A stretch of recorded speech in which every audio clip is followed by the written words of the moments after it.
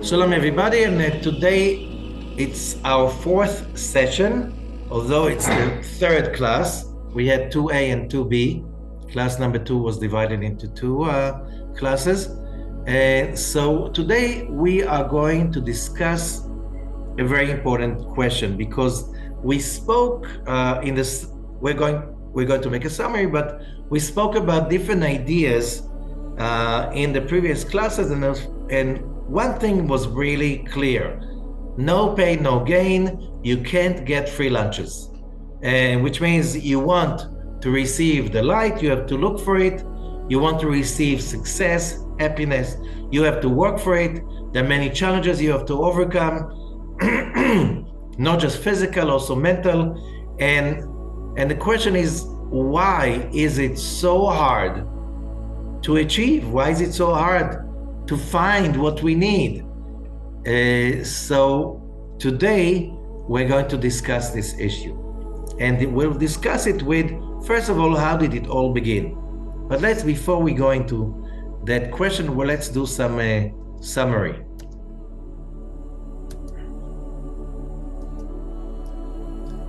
Okay, so we learned, first of all, that Kabbalah is about making our lives easier, better, because by understanding how this universe is structured, what are the rules of this universe, we can function better. And that's what the wisdom of Kabbalah is about. It's not just about knowing beautiful, nice things about the universe in your spare time.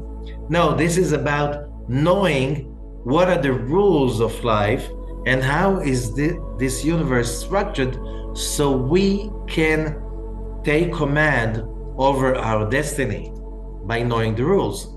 And we can get it today from modern science, in which we learn from modern science that the universe is highly organized, that every system in the universe, either when we're talking about chemistry or physics, astronomy, ecology, genetics, every system in the universe has very specific, defined rules.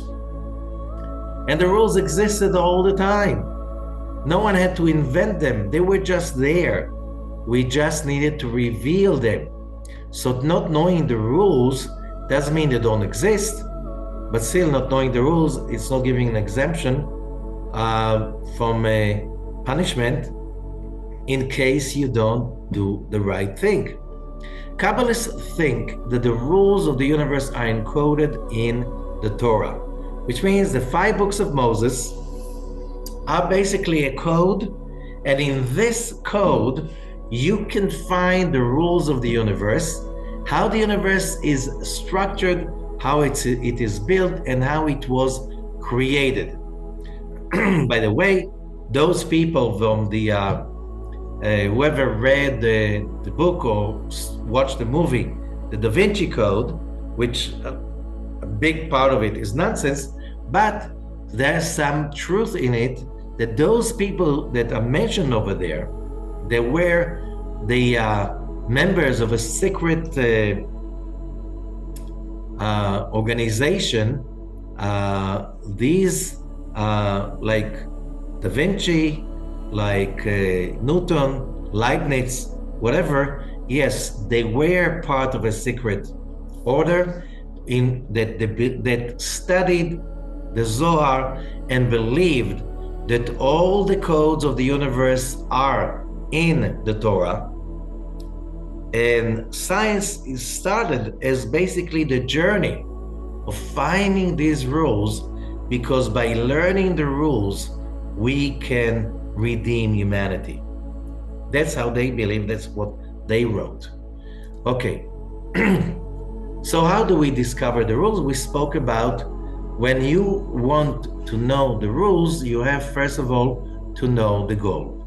Because rule number 1 is finding the goal. If you don't know the goal, if you don't know what is the goal of everything you do, what are the chances you're going to achieve that?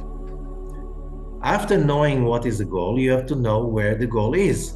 Because if you don't know where is it, of course, you're not going to find it.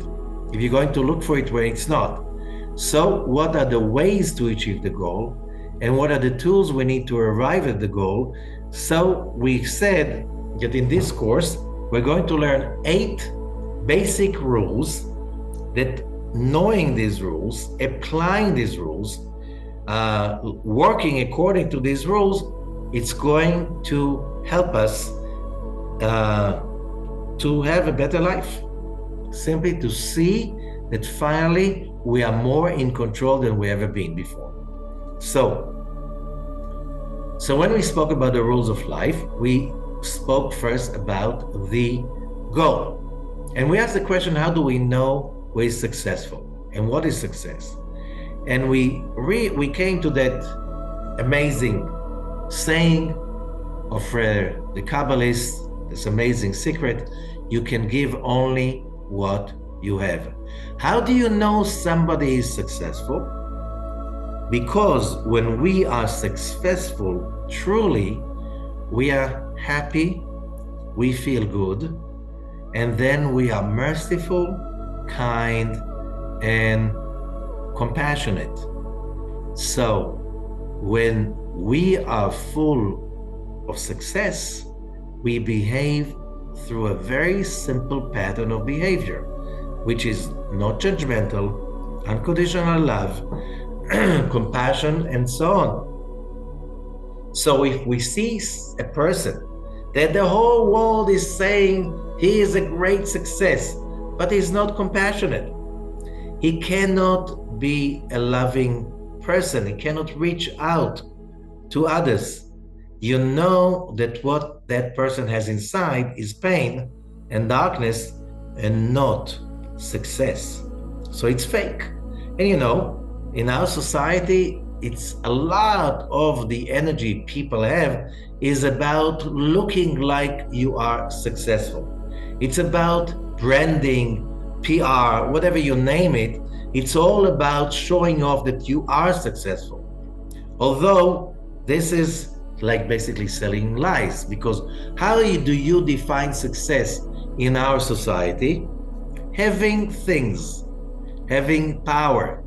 Every person who has a lot of things and a lot of power is a benevolent, compassionate, loving person? No, which means this is really failure packaged with basically lies. Okay. So first of all, we try to define what is the goal. So we had a discussion and we realized that what really a human being is about desires. It's about wants. How to define a person? Just by their wants, the intensity, the direction, the kind of wants they have. And this is what the soul is about, because the soul is a deep source of desires. When somebody dies, the soul leaves, the body is all there, but there's no desire anymore for anything. Okay, so what is it that we desire? The moment we understand that we all driven by desires. So we had a workshop and we raised all kinds of ideas, and we raised ideas like well-being and pleasure and happiness and joy and peace and security, love and fulfillment. And we know that we want it because we know we are created to experience that, because a person that experiences that most of his day is a healthy person. And a person that does not experience well-being or pleasure, happiness, joy, peace, security, love, fulfillment, and that person experiences anguish and misery for days and weeks, that person's body will deteriorate, because our body is not designed to experience negative emotions and lack. When we feel there's those great emotions of happiness and joy and fulfillment, our immune system and our body is resurrecting tremendously fast. It is known to anyone who's really open-eyed and is in a medical profession. not just in medical profession, in anything that is connected to well-being. There's a very strong body-soul connection, which means when the soul is fulfilled, the body will also function well. When the soul is empty and full of void, then the body will deteriorate. It's a given and known thing. So when we are fulfilled, the question was, what are we fulfilled with? And we reach the idea that it's a positive energy. It's nothing to do with physical. You could be hungry and happy. You could be full of food and in deep anguish. Okay? But when we are full with that energy, we call that energy light. In many languages, this is the word. And light, enlightenment, a person that brings light, that is full of light, this is it. What kind of a light? This is the light. It is mentioned in the beginning in Genesis chapter 1, and God said, let there be light. We do not speak about a physical light because the sun, the moon, and the stars were created only on the fourth day. So we are talking about a mental energy that is called light. When we experience that light, we are fulfilled. When we are fulfilled, we'll have joy, happiness, pleasure, well-being. We would love everybody. We feel security. We feel peace of mind.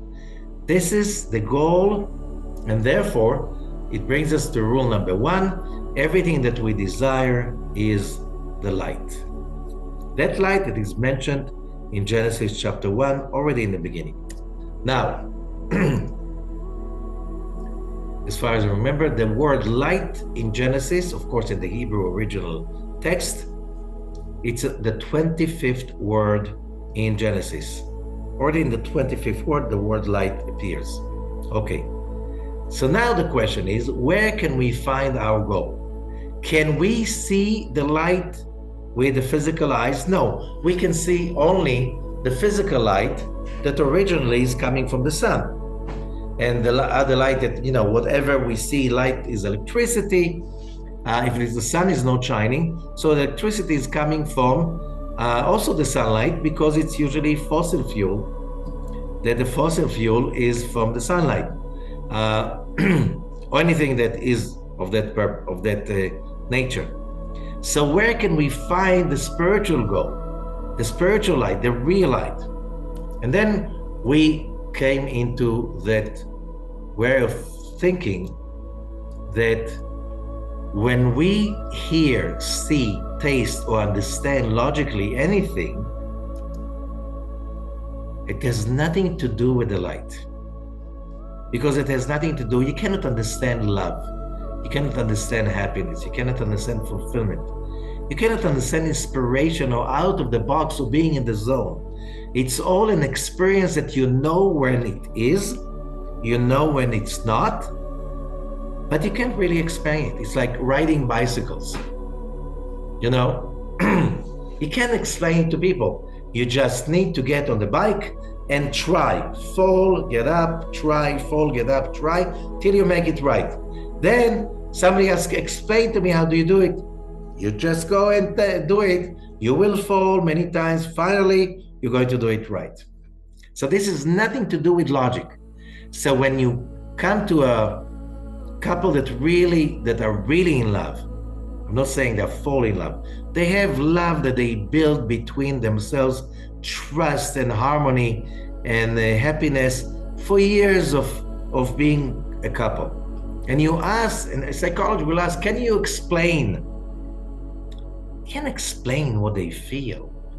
Happiness cannot be explained. Fulfillment cannot be explained. You can explain outcomes, but you cannot explain that thing itself. So if we are using our senses and the logic of the senses to look for the light, it's looking in the wrong place.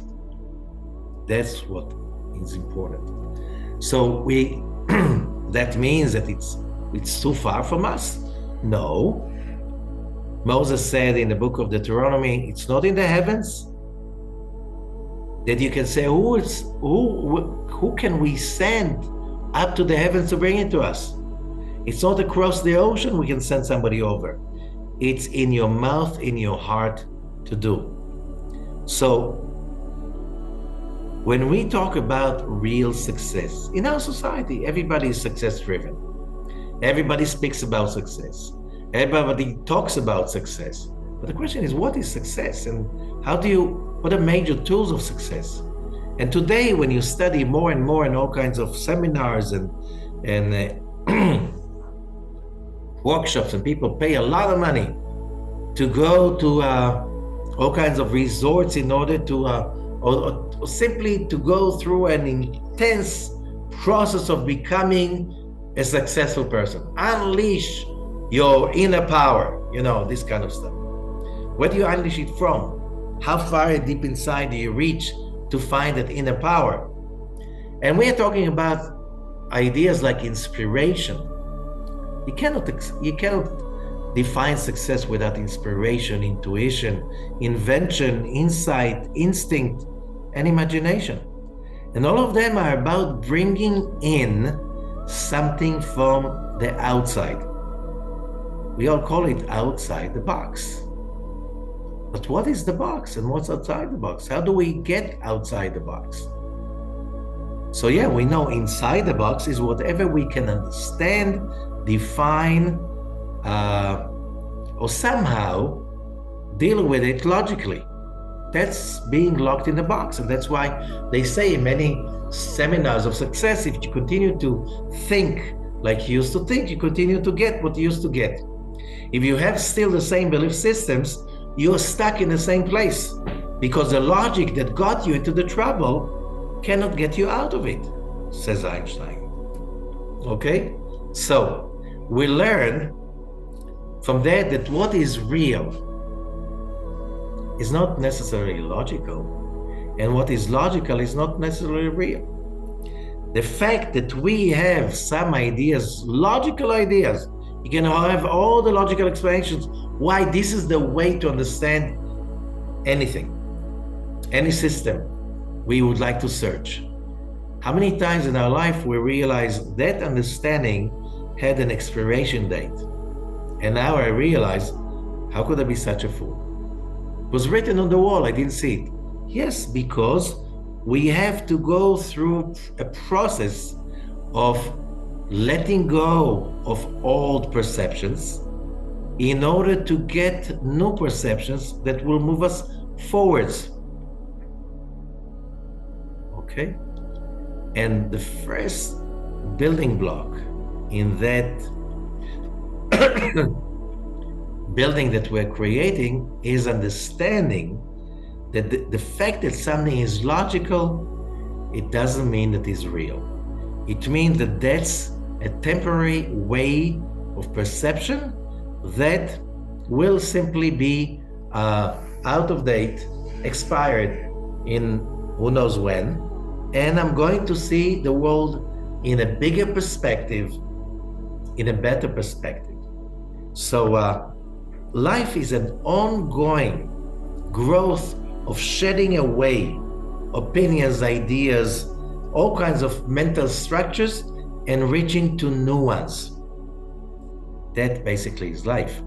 So we understand, according to the second rule, that we cannot work with the logic of the five senses only because they are very limiting and they cannot get us outside the box.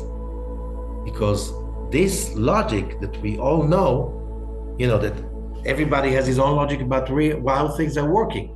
Okay, this logic is the box, is jail. Being able to ascend above that logic, to transcend that logic, is the key to finding the light. Can't find it within the old logic. So how do you do that? So we said we can learn a language that by little will help us develop how the true world is structured. It's not a real big secret, but it's just a method of learning.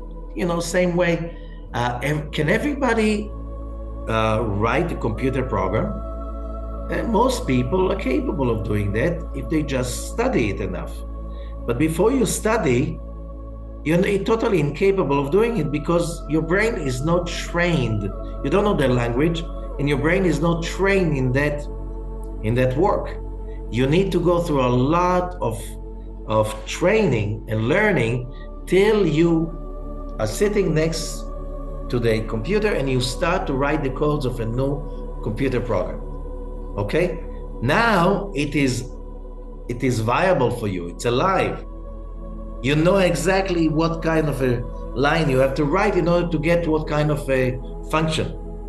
But before you know the language, before you know how the computer works and how an app is being created in the computer, of course, it's beyond you. You can't even have an idea how it works like. Same thing. Okay, so now we're going back to the original question. How did it all begin? Why? Because, as we learned,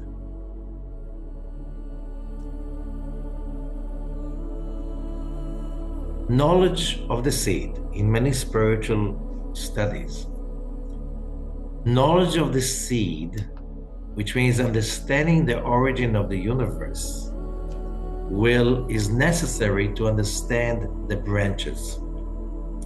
If you know the seed, you can understand the branches. Remember, we called it the language of branches. When I learn the seed, I can understand the branches. And when I understand the branches, I can understand life. And that's the story that we need to uncover. The details, the rules, the structure of the universe, it's all the branches. But all of that was one in the seed. So understanding the seed will let us understand the language of the whole tree when this tree comes to fruition. But there's an important hint to understand. Every physicist knows that a complicated answer cannot be the right answer, which means when we have a question in science, trying to find what is the rule, how things are working, that idea that is called Occam's razor says that if you come out with a complicated answer, that cannot be the right answer. A lot of people say, oh, the universe is very, very complicated. So you didn't get it. 1984 was a great year because on that year, they came out with the theory of the superstrings. The superstring theory is amazing. What's more amazing, it fits in many aspects of its structure. It fits the basic ideas of Kabbalah of how the universe is structured. Okay, 10 years later, a great book came out, was printed in 1994 by Brian Greene, and it's called The Elegant Universe. The true answers are elegant. When the answer is very mixing up and very too complicated that nobody can understand, that cannot be the final answer. That's what we are saying. So let us try to understand how did the universe begin. But first of all, today we have the science version, and it's easier to start with the science version. Okay, the science version is as follows. The universe is made of more than 100 billion galaxies. What is a galaxy? Our galaxy is the Milky Way, okay? And the Milky Way is one galaxy, which is it's one pile of stars. Each galaxy has more than 100 billion suns. So if this is a picture of the universe, one of the greatest telescopes that humanity has built, and each a sparkling saucer that looks over here is a galaxy. Each one of these galaxies, there are more than 100 billion suns, like our suns, bigger than that sun, smaller than that sun. Okay, so we are just one galaxy out of 100 billion. And in our galaxy, like in all the others, there are 100 billion suns just by in this galaxy. Okay, so a century ago, a little bit more than that, there's an effect that has been discovered. It's called the Doppler effect. What is a Doppler effect? That if you are standing on a highway and a car or a big truck is driving towards your direction, then passes you and continues to drive, the sound of the approaching truck is not the same as a sound of the truck traveling far away from us. Why is it like this? It's called the Doppler effect, which means when the truck is on the road, the engine and the movement is making a noise. What you see here in the picture is you see the sound waves coming out from the truck.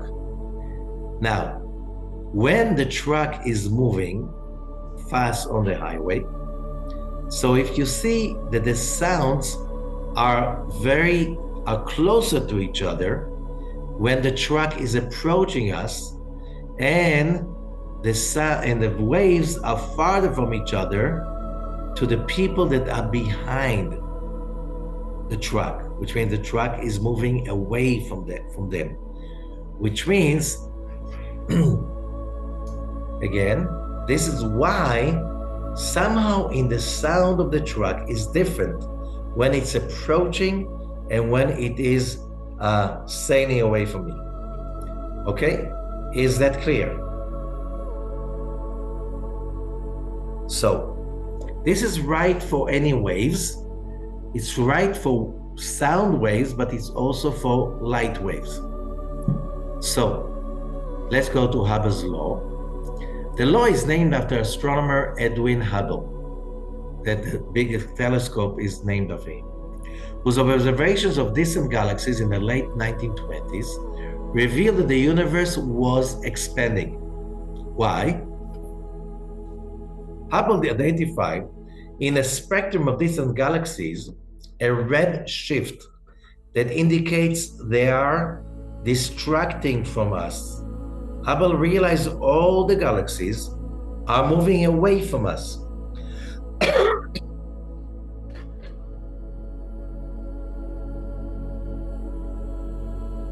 Hubble collected data showing that this is a general phenomenon. All the galaxies are moving away from us, from which it follows from the generally accepted interpretation that almost all observable galaxies are indeed moving away from the Milky Way galaxy, our galaxy.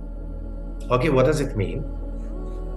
That if the galaxies today are moving away from us, they were moving away from us also in the past.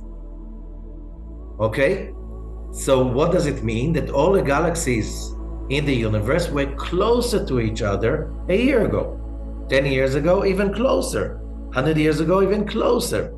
Okay, how do you realize that? That is the theory of the expanding universe. If you take a balloon and you make points on the balloon with a pen, and then you blow the balloon, as the balloon grows bigger, the distance between all the points is getting bigger, which means that is the model that Hubble discovered. All the galaxies are not just distancing themselves from us, they're distancing from each other, like the balloon that is being blown up. And what does it mean? The universe is expanding, and that means that the universe was smaller in the past, smaller and smaller and smaller, till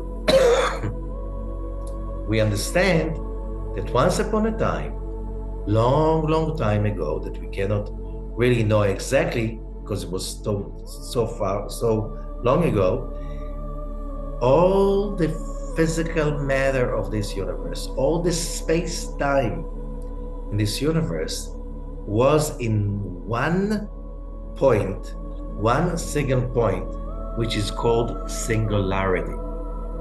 Why singularity?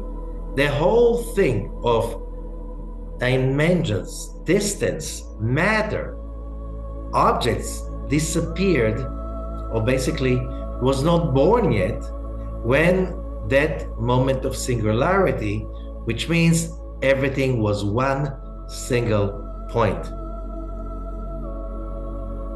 And that's how the Big Bang Theory came into being, which means once upon a time, all the universe, all the hundreds of billions of galaxies were in one point without any dimensions of space or time. And then, nobody knows why, there was a Big Bang. And there was an explosion. And the explosion generated huge, powerful energy. And that energy started to condense into becoming atoms, and then into becoming suns, or all kinds of ways that the original energy could manifest through, and that is the universe we know. Okay? That was a revolution. A big revolution in the history of science, because most physicists believe that space and time began with the Big Bang. And before it, there was nothing. There was only one point. But that point means there was no right or left. Yesterday and today and tomorrow.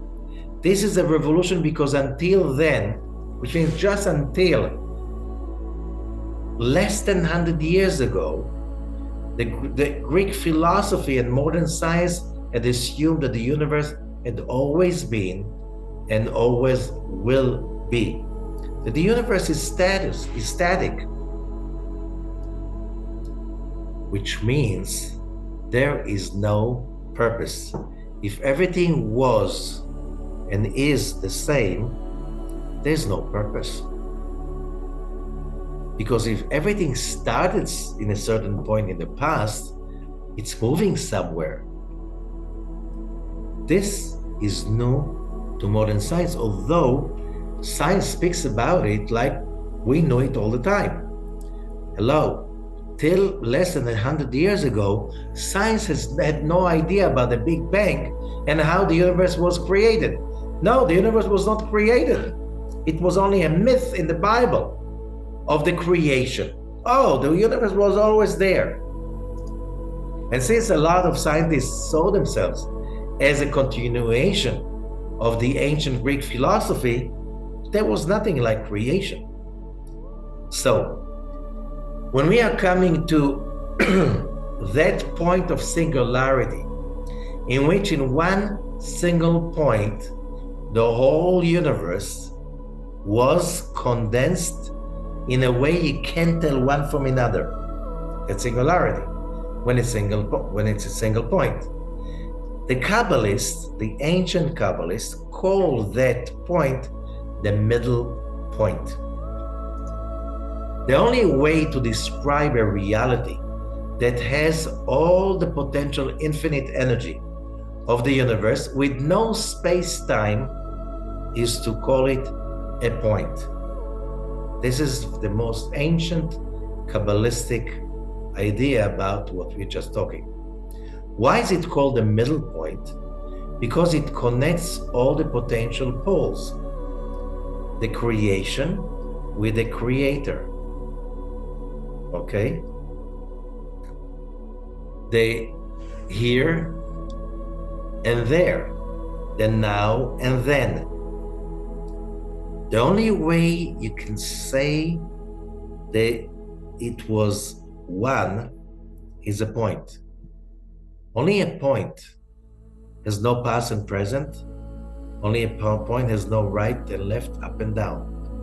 Was everything. That point before the Big Bang.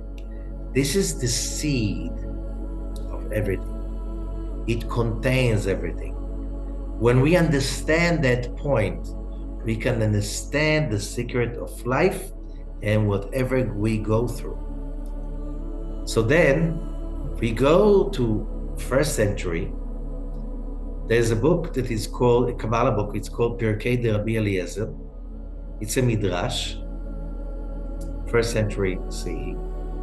Okay, and this book says that the endless, that's how usually Kabbalists call the creator, the endless is the middle point. Why? The only way you can graphically describe the endless is a middle point, which means the moment the point is bigger than one point, you have already a finite boundary between the point in the right and the point in the left.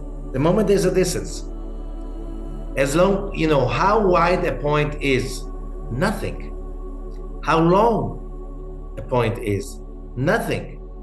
It's the only way you can describe the endless. If you create a line that is long, the longest line possible, how do you define a line? All the points that connect between two dots.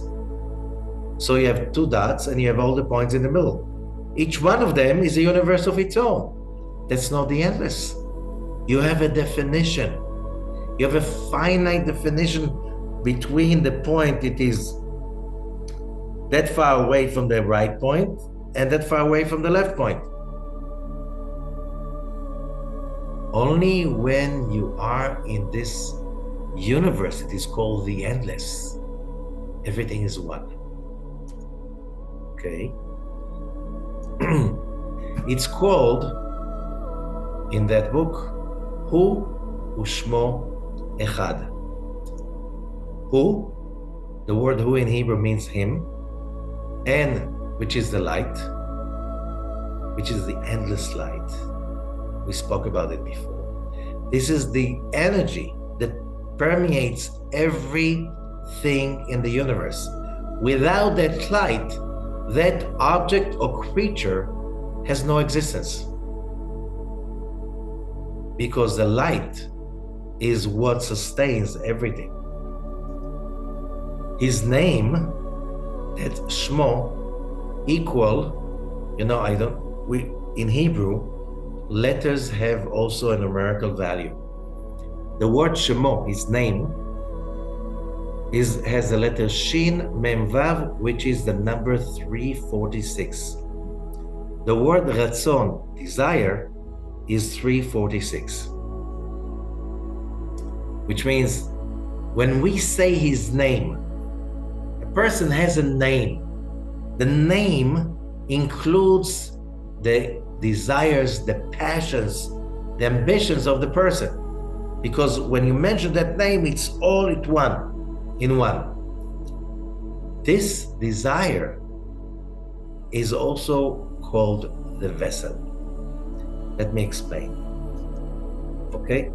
So, when we are talking about the light, we're talking about the origin of the creation. The origin of the creation is that light we are all looking for. This light expands from the Creator himself. Remember what we said, we know about someone according to what that someone projects. So what do we know about the Creator? We know only one thing. He projects the light. The moment we have that light, everything is beyond dreams. Everything is great. Everything is perfect. As long as we are disconnected from the light, nothing is good enough.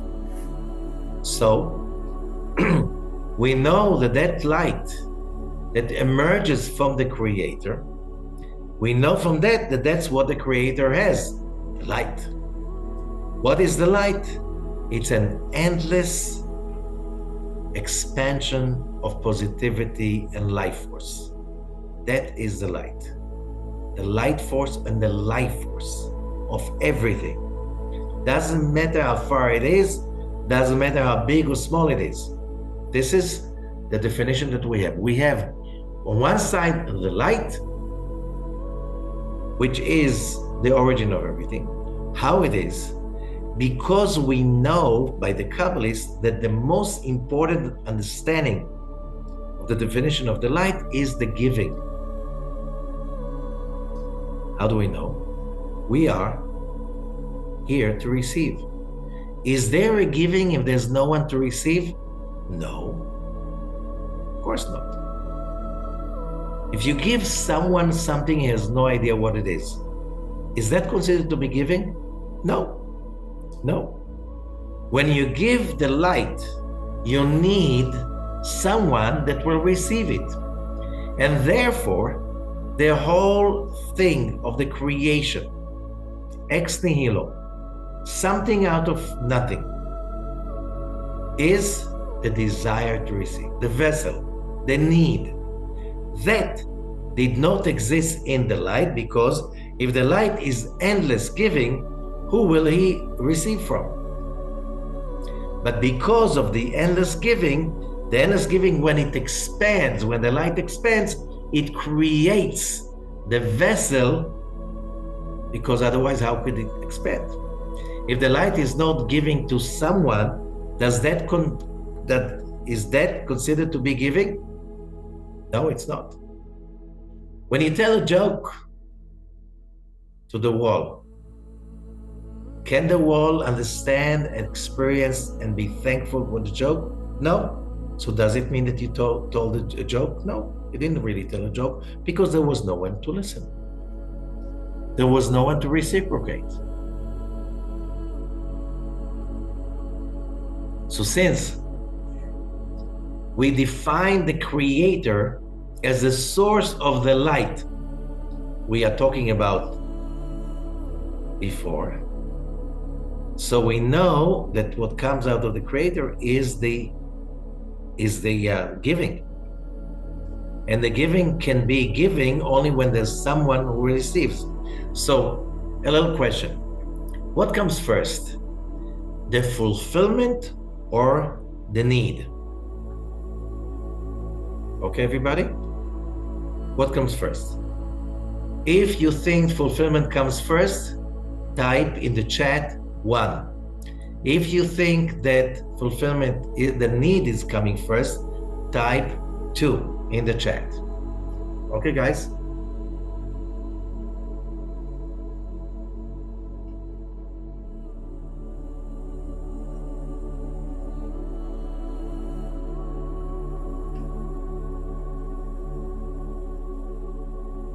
So we see, maybe it looks like it's becoming half and half. Half voted for fulfillment, half voted for the need. Okay, that's usually the answer, but let me explain the real answer. What the Kabbalists explain and teach us. Let's say somebody really loves chocolate. Can I have a need, a desire, passion for chocolate as long as I never tasted one? No, I cannot desire it if I never tasted it. Okay, can I desire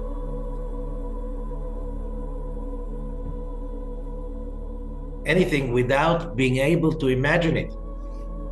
And if I cannot imagine it, it's because I never experienced it. So what happened was that the light expanded, gave, by creating the vessel. The vessel first was created fulfilled. Only when the light comes out of the vessel knows what it wants. I don't know if you remember last week, we said that 2 weeks ago, that thoughts are a result of need. You don't think if you don't need. When you're fulfilled, you don't want anything. You don't have any desire. So which means, so when do you desire something? Only when you lose what you already had. Let's say, how many people right now do not have a desire not to have a toothache? Okay? Now, if you don't have a toothache, you don't have a desire not to have a toothache. Usually, you're okay with the fact that you don't have a toothache. When do you have a desire not to have a toothache? When you have the toothache and you want to go back to that time that there was no toothache. So which means only when you lose it, then you appreciate it and you want it. So we were created fulfilled, which means as the light expanded, fulfilling the vessel, it's like footprints on the sand. First comes the foot, then you put the foot on the sand, then the footprint is being created. If you walk next to the water line, then a little wave can come and fill up your footprint. But before there was a footprint, there was no need for anything, so there was no way that the water will fulfill the footprint. Is that clear? Anyone has a question about it? Because it's a very important thing. The fulfillment was before the vessel. The vessel was created as that intelligence that wants to contain the light, the light that created it. Okay? So first we had the fulfillment. Why did we have the fulfillment? The light expanded into us. As long as we were fulfilled, we needed nothing. That's why it's called the endless. Him and his name are one. First stage before the Big Bang is the light expanded, created the vessels according to his image. Because the light could expand and give only what it had. And then everything was peaceful, united, and one. There was no movement. Why? When you have movement, when you have a lack. If you don't need anything, you don't move. Why should you? If you don't think about anything, you don't need anything, you don't think about anything. Why would an object move only when it's not balanced? When it's out of balance, only then it starts to move till it finds balance again. So everything was peaceful and quiet in the endless singularity middle point. That was the endless. No definition, no boundaries, no separation, no different entities. Everything was one. All the vessels, everything was one. Now, so we have the light expanding and creating the vessel because the light is about giving. How can you be a giver unless you have someone to share with? The vessel was created as it expanded according to the printout of the light.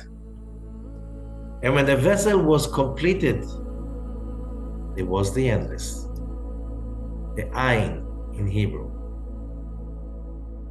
What does it mean, the endless? The light fills up the vessel is fulfilled with the light. Because everything is one in complete harmony, it is one single middle point, singularity. Why it didn't stay like that? And now comes the important message of our class today.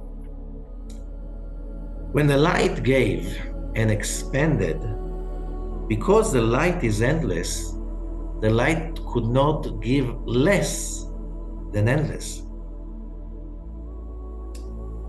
But we have a hint in Genesis chapter 1. It says that Adam and Eve were created in his image.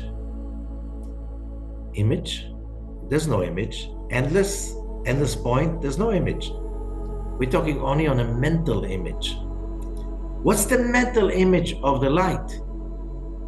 So, teaching so many years the same thing. To simplify it, there are three basic aspects within the creator, the light. One, independence. The creator is independence. Therefore, human beings need independence.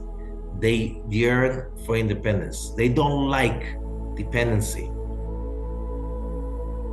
Okay? When we realize we are not independent, we sooner or later we start to rebel. We feel discomfort. It's not home for us. We need to be in control. That means being a creator. But that's number one. There are three of them. The second thing is creativity. Look at the universe around us. This is such a creative artwork. Amazing. Infinite creativity.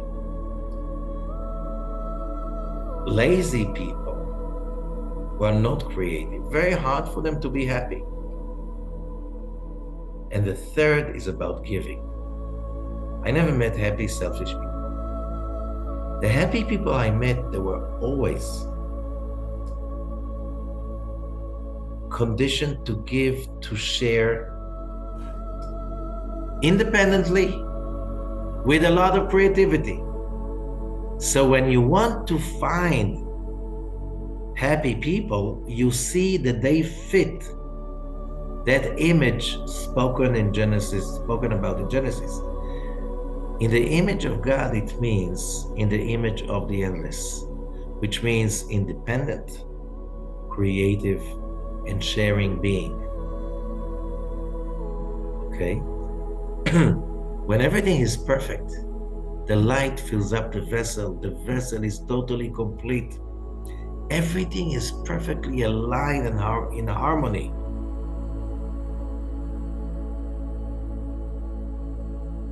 Can we be responsible for our lives? Can we be independent?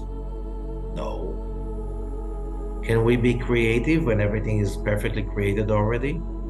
No. Can we share with anyone? No. In the endless, everybody's fulfilled with the light. So when the vessels, all the vessels, realized that there's no time, because time was not created yet. It's all one.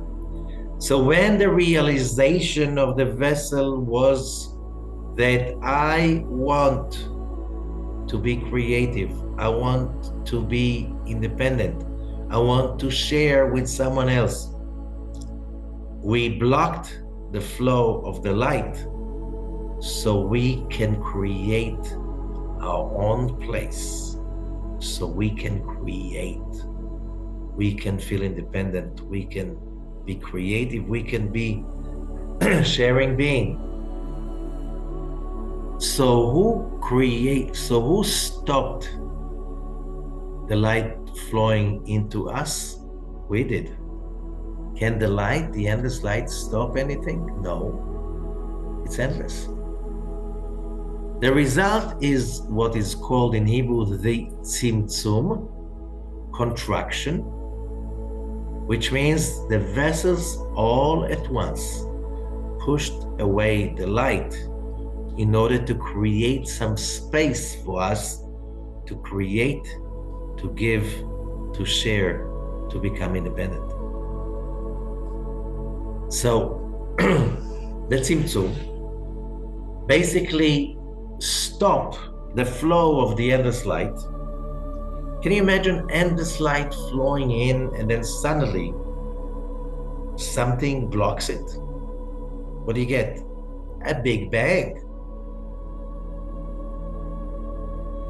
There were many tzimtzumim, which means to create from a perfect universe of total harmony, to create a space in which there is evil, confusion, anger, hatred to overcome, to conquer, and to transform, that was not easy. It took many, many, many stages. Our universe is a result of all of that. So our universe is full of conflicts, injustice, cruelty, darkness. Why?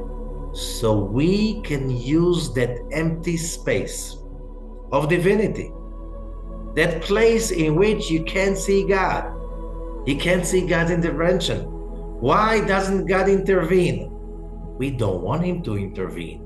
We want it by ourselves. I don't know how many of you raised a little kid, but in a very early stage, even before they can talk, there's that stage that the mother of the child prepares the child for the kindergarten or for the nanny. And the child is dressed up in the morning, cleaned, and now you have to give him breakfast. And there's a stage that the baby wants the spoon by himself or herself. And that's a lost fight. You know it's a lost fight. They didn't eat during the night. This is breakfast. They didn't eat, they're hungry. No, they want to eat by themselves, alone. They want to have the spoon. They want to have the porridge or whatever you give them. And they have to try it on their own. But everything will be messed up. The kitchen is clean already. The clothes are clean. What am I going to do now? You have no choice. The baby is going to fight for his or her independence.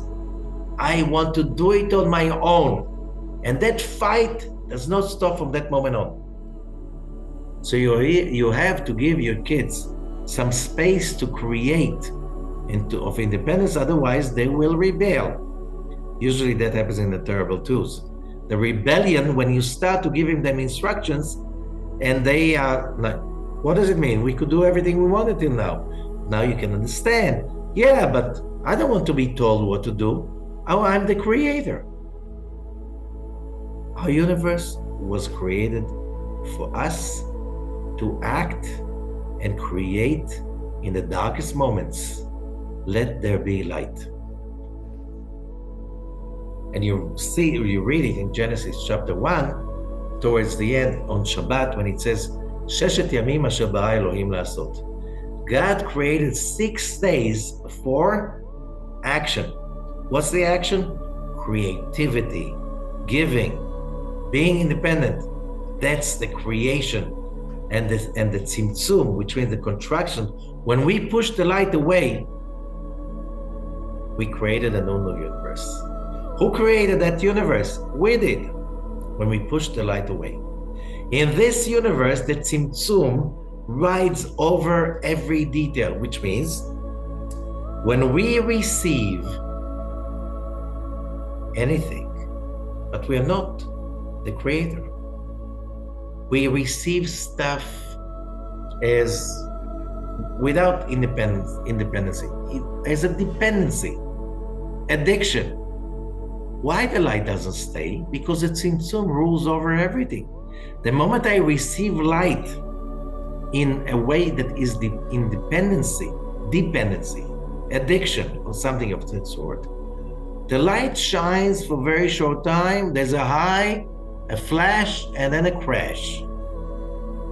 High and by. Why the light cannot stay? It's against the rules. The rules are that this world is full of conflicts, so we can solve them, overcome them, so we can create light out of the darkness. We have to do it. When somebody else does it to me, no. Can you create happiness for somebody else? If yes, only for a very short time. Sooner or later, they'll find the misery up again. You have to create your own happiness on your own. And that's why people are passive and addictive. They cannot be happy. That's why people are lazy and not creative, cannot be happy. People are selfish and they think it's all entitlement, and they're entitled to everybody to give them happiness and success. You can never do that. Give an example. Let's say I'm studying in the best business school in the country. I have a dream. I want to work in a multinational corporation because I admire the vision, the goals, everything this company is standing for. I finished the school, business school, and I apply, and to my surprise, I'm accepted. I'm so appreciative, I'm so excited about it. So I'm really working much more than what I need because I want to climb up the ladder. I want to go to the top, and I want to do it myself. And I'm just really totally at service to the company. The year is over, the first year is over, and I'm being called to the top CEO, the most glorious CEO, and I'm just taking the elevator to floor 75, coming to his office in the top of the building. Through the glass, you can see the whole city far, far away. And you're very excited. You're in front of this CEO of this great company that you admire for so many years. And you sit down and he smiles to you and he says, once a year, our company policy is to find somebody that basically is encompassing by his behavior or her behavior, they encompass the future of the company. People really, they really get it. They really get the idea of the values of our vision and stuff like this. And this year, you are being chosen from all the workers, thousands and thousands of workers all around the world. You're chosen. You're going to be the worker of the year. So you're going to get a raise, a bonus, and a promotion. How do you feel at that moment? You feel so full of light. You are high, correct? When you get out of the office, if a very annoying person passes by, you can simply hug them with love. But then why? Because you work very hard. It was tough for you. It was a challenge. You just overcame all your limitations and you really gave your best. But then let's complicate the story. Let's say that you had a dream for years to be in one room with the CEO and you wanted to ask him so many questions. And now as you're making almost one step out of the office, you say, you're dumb. I was right now in the presence of that CEO and I didn't ask a question. So you turn around and you go back to his desk. But he, meanwhile, turned his big chair to the windows. He's watching the city and he's on the phone. You don't want to disturb, it's not polite.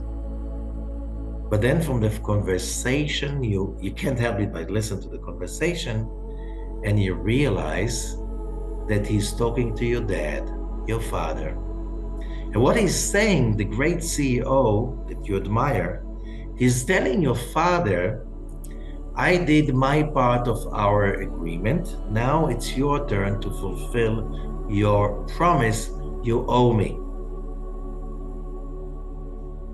So you understand that you got this title of Worker of the Year, the bonus, the promotion, the raise, all of this was because of your father. He was the cause. How do you feel at that moment? How do you feel, guys? Write in the chat.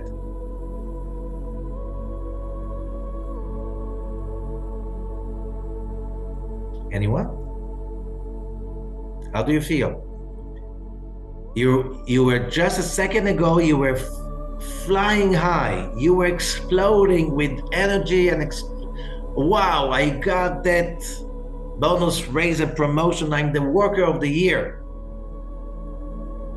How do I feel now that I realize it was my father who organized the whole thing? So someone wrote angry, embarrassed, let down. It's like that was the buy after the high. You feel like a tool, you feel horrible, not so great. What happened to the light that fulfilled you before? It's gone. There was a flash and now it's a crash. Why? Because you got all of that light and now you realize you're not the cause. You're not the creator of this light. So what happens? The Tzimtzum is being activated in your soul. Just a second. The CEO did not see you. He doesn't know that you know.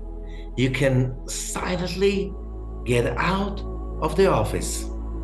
No one will know. You'll tell no one. Only the CEO, your father, and you know. A healthy person will react by leaving the company, telling my father, don't follow me, don't do it for me. I want to do it on my own. Don't create my success. I want to create my success on my own. What happened was this kind of feeling of the light goes away. That's called Tzimtzum. Every time we behave in a way that we get the light, but we are not the creator of that light, it comes in, but the Tzimtzum is being activated by our own soul, and the light disappears. So that's why when we are really in need, depressed, let down, upset, and when we drink alcohol, we take a drug, we go shopping, we can have a small high, but the buy will always follow. Why? Because we let something outside ourselves to get us high. It was not us. Which means when we ask the question, where was God when? Can God force us to be happy? No. It's against the rules. Can he force us to be successful? No. We have to create it on our own. We must be the creators of our own happiness, our own success. So now we can destroy few myths. First of all, let's go to Mount Sinai revelation. The highest revelation ever in history of humanity. 600,000 people were there experiencing that enlightenment. And on the 2 tablets, everybody speaks about 10 commandments.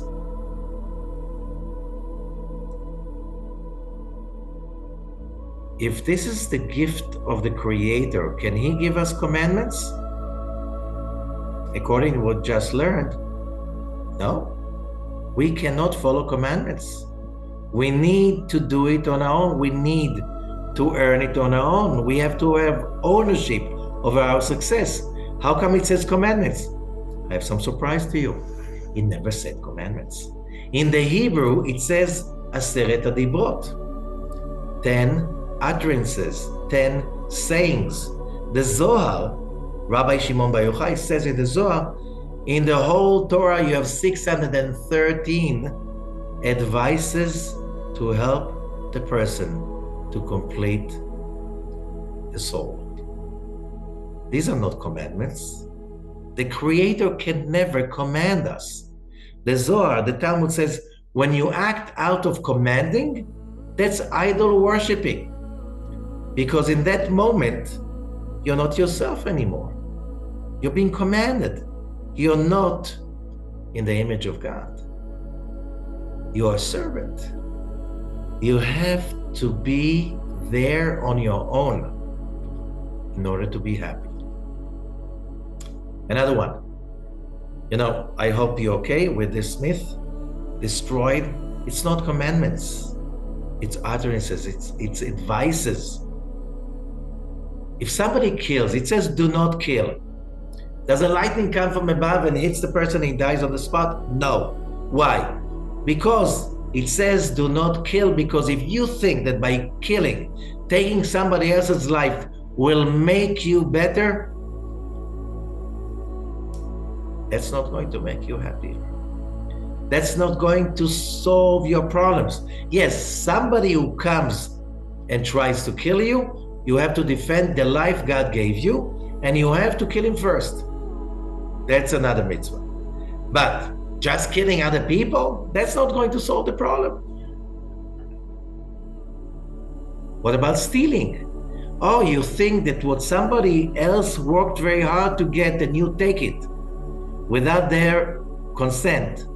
Do you think that that can make you fulfilled and happy? Of course not. What about the Messiah? That idea. A person will come and he will do it for us. He will suffer for us. He will solve our problems. He will get everybody be in peace and tranquility and so on. How does that sound like? A big fat lie. No one can do it for us. So what are the prophets talking about? No, it's not what the top. If you read the prophets, they never promise us about something like this.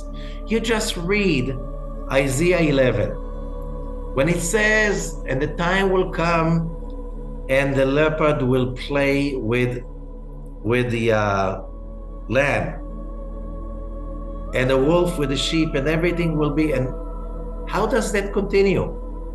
And it says very clearly, when their knowledge will fill up the earth like water cover the sea. When every human being knows that knowledge, only then it will happen. No one, in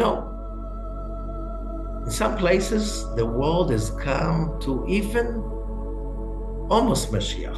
They made an experiment in Finland. All the unemployed people will give them a salary like they're working. And they'll have everything they need. And the moment you're not stressed out for your need, you'll be provided with everything: healthcare, money, home, housing, everything. Now you'll be free to create, and you'll be successful. So they took they took a few thousand people unemployed, gave them a salary, and these people did not get it properly. It didn't make them happy. It didn't make them more creative. It didn't get them to go to get a job. They just deteriorated. They had to stop the experiment after 6 months. Not even a year, as they tried the plan in the first place. You cannot give free gifts to people and expect them to rise. We need to overcome the darkness and say, let there be light. And if we don't, whenever we receive those free gifts, it's against our nature. So we learn that the purpose of the Tzimtzum, basically, the Tzimtzum broke the perfect creation into pieces. It created chaos. It's all about giving us the space to be creators of our own. Why doesn't God intervene? We ask him not to. We already had it right. Now we want to have it right because we did it right. So we want to be creator, which means we want to be the cause. We want to be in control.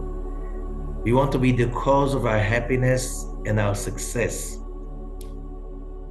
And we hate to be an effect, which is a non-creator, passive.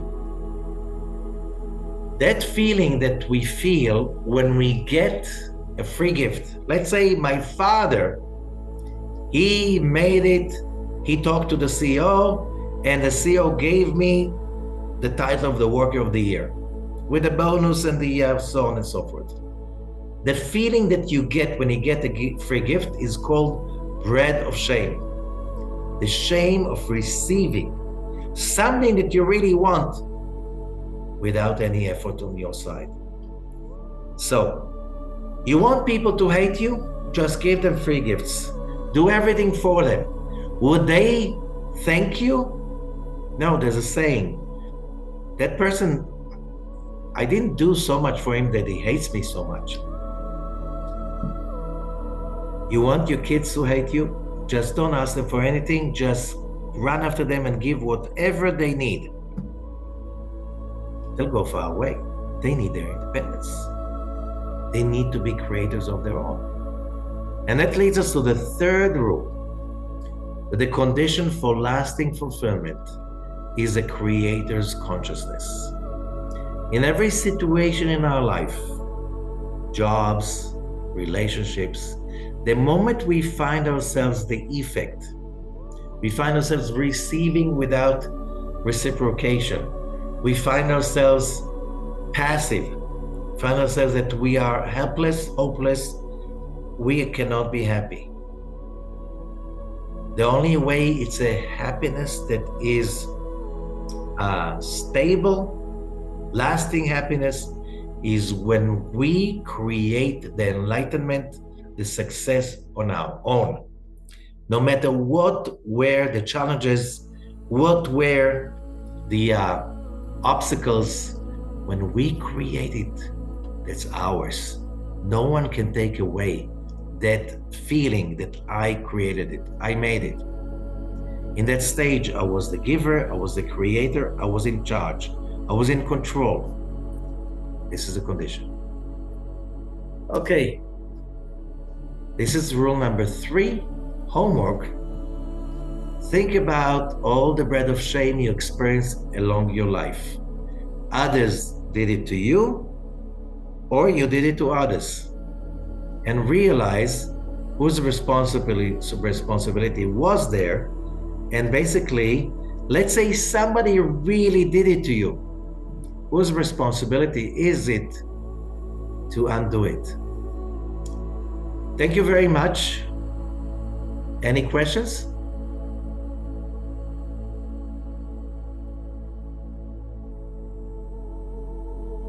No? Okay, see you next time.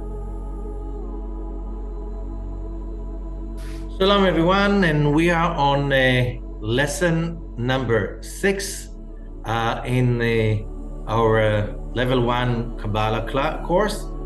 And today we're going to learn about the language of branches. We spoke about it in the beginning, and here we're going to delve using, after we know some basic rules and we can understand some of the major forces that are part of our lives.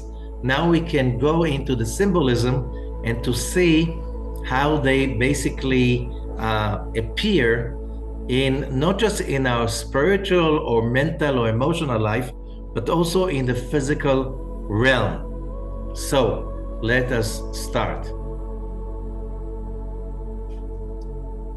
First, a summary, just to remind everybody. In the previous classes, we learned that the universe is working by rules. It's not just physics or chemistry or ecology or electricity. The universe has very strict rules it goes by. The same way, in our life as human beings, there are certain basic rules that are universal. You can never go against these rules, because every time you do not follow these rules, you make big mistakes and you don't get what you really want. So in order to understand it, as like in everything in life, you have to understand the rules and follow the rules if you want to receive better results. So first of all, the first rule was about what everybody is about. What is the goal? What is it we are looking for? So a lot of people saying, people have different goals. No, every human being has one goal, which is we desire the light. Now, the problem is, how do you define the light? Because it's not a physical light. How do you get the light? And that is part of the conditioning of your culture, your upbringing, your community, the media you are exposed to, which all is about where can you get the light. So in our materialistic civilization, okay, you own things, you buy things, you make a lot of money, so things and power will give you the light.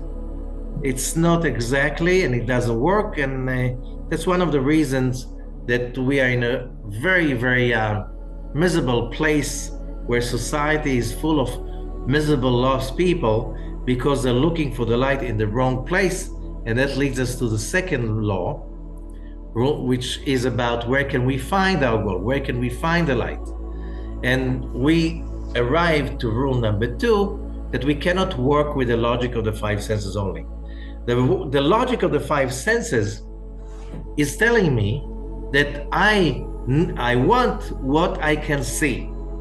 Okay, so a lot of people with the same house, with the same clothes, with the same car, and so on, you could see some happy, some unhappy. So it's not the house, it's not the car, it's something much deeper than that. You cannot look for the spiritual divine light, which is a spiritual energy you cannot see.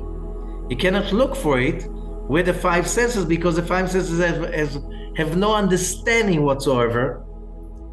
And the fact that people with fortune and power and so on, they look like they're more happy because they invest in looking like that, it doesn't mean they are. Which means we're not saying you should be poor and miserable. That's Far East, that's not, we're West. You should be rich and happy, but the question is, how do you do that? Don't really go after the logic of the 5 senses. It is very much misleading. So we explained then something that we are going to develop today, that the world is divided into the true world, the way the world is really structured. And that's called the spiritual world, which means spirituality is about, the real true spirituality is about the science of understanding how the universe is really structured and how does it work. It's not a belief system, it's not a trend, and it's not a narrative. This is really very sophisticated structure, the same way as physics or chemistry. You can't just have belief systems about it. Nothing to do with belief systems. This is how it works. And basically the study of Kabbalah is the study of how the universe is truly structured beyond just the 5 senses and the logic of the 5 senses. However, there is the world of illusion, which means the way we perceive the world, especially in our materialistic culture and indoctrination, the way we see the world with our physical senses, this is illusion, because the world is much bigger than that, and there's so many dimensions we do not perceive with our 5 senses. So, I don't see radio waves. Does that mean they don't exist? Now we know they do exist. How many radio waves right now fill up the space I'm at right now? Who can count, right? But my eyes see there's nothing over here. So my eyes and my ears are saying there's nothing. They're lying, okay? So all kinds of radiations can affect us even if we cannot feel their presence. Now it is a scientific truth, okay? Is that everything? Oh yes, so the Kabbalists explain There's so many more radiations, waves, structures that science did not discover yet. They didn't discover it. If it's not discovered, it means it's not there. It's not affecting us. Of course it's there. So how do we connect to the logic, the structure of the world beyond? So we have a language of branches that we're going to develop that today, which is basically teaching us how to read the universe around us using the five senses, while realizing that whatever you see in the physical world is not the way it is. It's just like an overcast, a shadow of the real entity in the real universe. Okay, the same way we know today. We cannot perceive with our senses how come so many radio waves, just electromagnetic vibrations, are right now filling up the space we are at, each one of us. How come there's a place for all this? Oh, the different frequencies. Do we really know what does it mean, frequencies? And how come all the frequencies can be in the same space? Right now, in the modern world right now, how many cellular phones or communications are right now going through our brain? We have no idea, because we cannot read them, we can perceive them, we cannot attract them, because our brain is not built for that. Okay, does that mean they don't exist? We know exactly they do exist. Okay, but we never give it a thought. So the bridge to the upper world, to the real spiritual world, to the true world, is by training our brain to use the language of branches. And as I said, we're going to start training ourselves to do that today. We also spoke about how did it all begin? Why is it that we cannot see the light? Why is it that we were created in a way that we can be misled about our goals so easily? Why is it so hard to be happy, to be fulfilled, to be really in a place of bliss and success? Why it can't be just easy and simple? We said in the beginning it was easy and simple. We were created perfect, with a perfect fulfillment and bliss.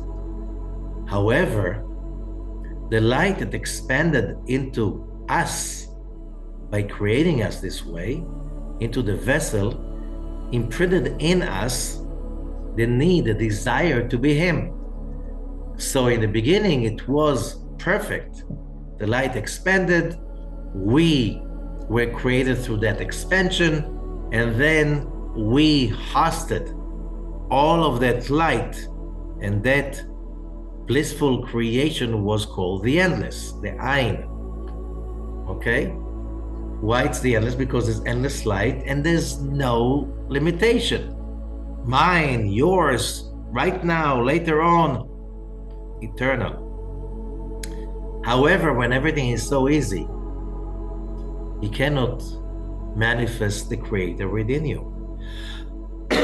So we pushed away the light, the tzimtzum, with the contraction. We pushed away the light. We created a cascade of events that created the curtains and all kinds of other limitations that finally created this universe, our universe,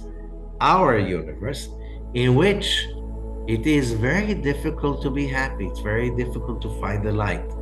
It's very difficult to find the light and contain it for long.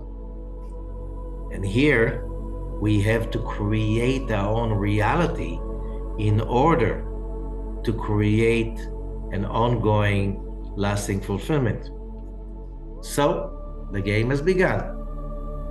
So now we learn that the purpose of the tzimtzum, the purpose of the creation of this limited reality we are part of, is all about giving us the space to be creators. So why are we here? We're here to be creators. We're here to receive the light. That's rule number one, but We already had the same light for free. So we can't let the light stay within us. Our souls, our subconscious level cannot receive the light for free. So anytime we want it now, and we want it no matter what, and we want it just the way it is, and we don't want to bother with that, we get the light. But the tzimtzum happens all over again because we didn't do it right. And we can't remove the tzimtzum from our identity. Deep subconsciously, and many times consciously, we cannot expect others making it for us. We cannot have free lunches. We cannot enjoy free gifts. We cannot let somebody else to save us. We need to save ourselves. Rule number 3 was about being the creator.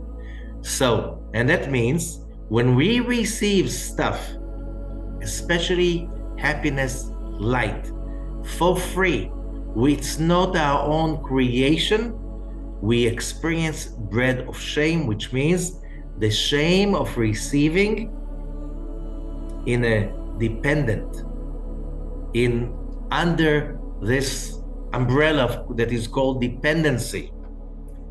Being a victim, being needy, or getting it for somebody else's, doing us a favor, we hate that. Sometimes we take it, we think there's no other choice. We pay a very, very big price being like customers of bread of shame.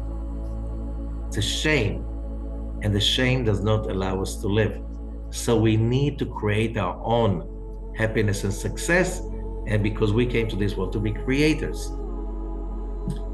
Rule number 3, the condition for lasting fulfillment is a creator's consciousness. No free lunches, no pain, no gain. You need to find that angle, that state of mind in which you take total control over your life. That's why you understand why blaming never makes you happy. The moment you blame somebody else, you're already there in bread of shame, because in that moment, you have some kind of satisfaction. Oh, I found whose fault it is. Does that really make you happy? Never. How do we do that? So we learn there's an opponent. There are forces within us that we can call it the evil inclination, the opponent, Satan, the dark side, Sitra Achra, the other side. All of them are just different names for one thing. Within our physical reality, when we come into a physical body, it comes with a baggage. And the baggage is the force that forces us to fight darkness in order to become the light. That force that makes everything difficult. That force that makes everything mysterious and misunderstood. This is the noise within, that you cannot get rid of it, not in an instance. It's a lifetime journey to recognize the darkness, to recognize the dark side, to recognize our opponent, overcome it, enlighten it, and win the great prize, illumination, fulfillment. So basically we called it the true self, which is the true aspect of our being,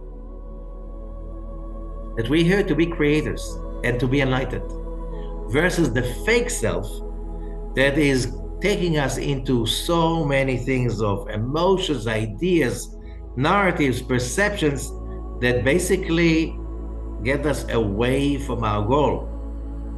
This is the self that fakes like it's real us. No, we do not really want to be victims.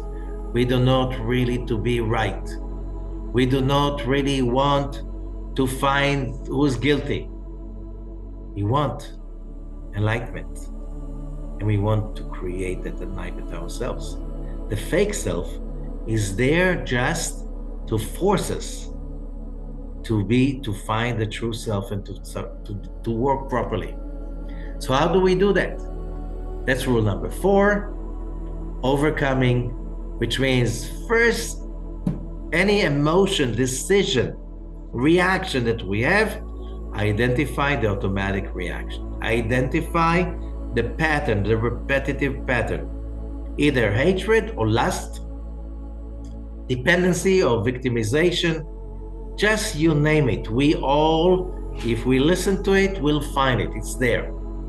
The moment we realize the enemy, which means the reaction, which means the dark side or the fake self, because it fakes itself like it's me. It's really me. It's not really us. We don't really want to blame. We don't really want to find what's wrong with others. We don't really want to complain. We want to be a creator. We want to be the light. So why do we listen to it? Without it, there was no challenge. The first thing is to stop the reaction. You can't stop it too long. Why? Because, as we said, that's a stop sign. And a stop signs mean what? No parking. You can't just, I'm not angry, I'm not resentful. Just realize you are focusing on a negative reaction. Stop the reaction for a split second and focus on what you want, not on what you don't want. Focus on the solution, don't focus on the problem. Focus on the positive emotion and not on the negative emotion. The constructive emotion, not on the destructive emotion. Stop the reaction, bring the light in, which means focus on enlightenment, on what you want to feel, which is wisdom, power, positivity, hope, strength, being victorious. That's what we want. And the most important, enlightenment, fulfillment. That's what we want. When we focus on it and we ask for it, you'll receive it. So then act, manifest that connection. Now that you are with the light, now you'll have the spontaneous ideas, because when you're with the light, you're with the energy. You have the energy. You're connected to endless resources of wisdom, cosmic wisdom, outside the box. It's all yours. Go for it. And don't be busy with your brain. Don't be busy what to think and what to say and how to think. Just be busy with being the light. Getting out of the box brings amazing new movies into your life. Okay, now that we got it, how that manifests in the physical reality. Okay, so let's look at our first vocabulary of the language of branches. So first of all, we take one of the main powers in this universe. There's a desire to share. The light, that intensified force within every human being. You want to be here in order to share, because when we were created in the image of God, we're not talking about the physical image, we are talking about a mental image. The first thing we know about the Creator is giving. He gave us life. So the first force in this universe is the force of giving, the desire to share. And that force is called by the Kabbalists the right column. Now, the word column is used traditionally for centuries, but it's a terrible translation. In Hebrew, the word is not a column, it's kav. Kav in Hebrew is line, which means it's a right line. What do you mean line? Everything is line. Today we know there are networks. Do you have a phone line? Do you have an electric line? Do you have gas line? It's all lines.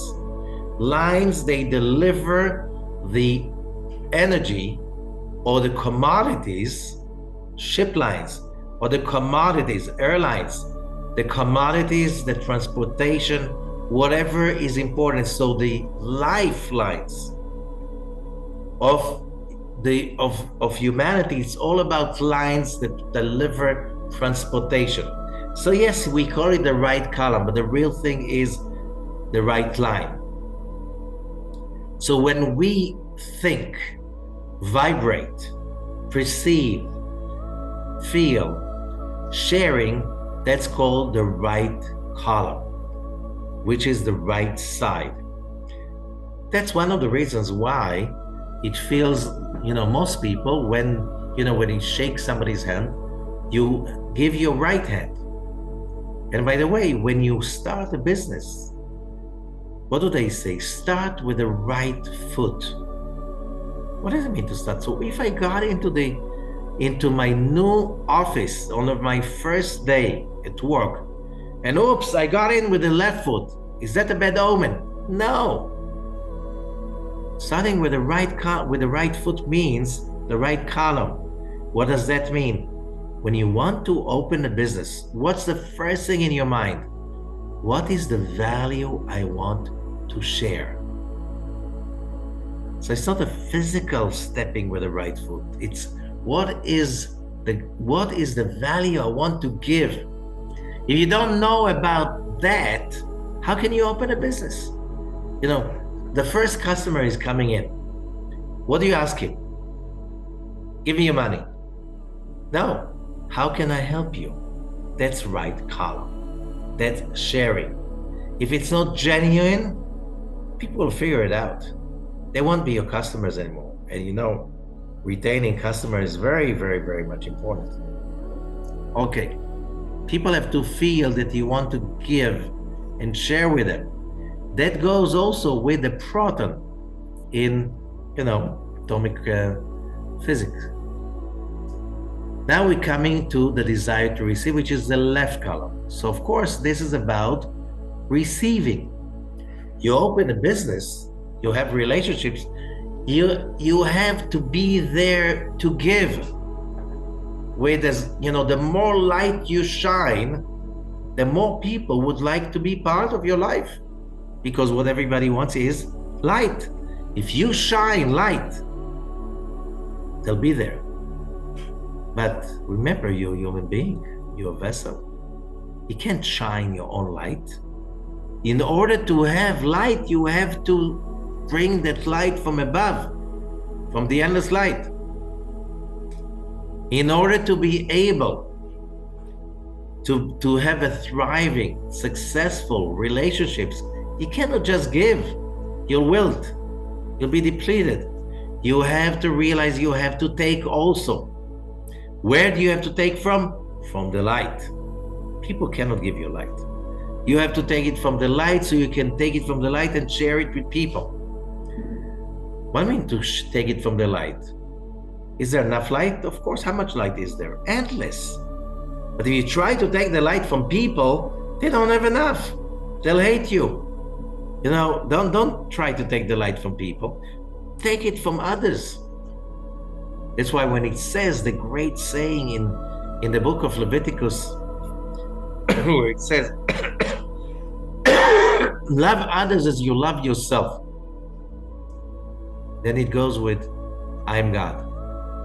Which means, don't love others so they will reward you. How can they reward you? They're not the source of light. They'll never meet your requests and your desires and your needs. The only way you use the right column, because that's how you are connected to the light of the Creator, to the line of light.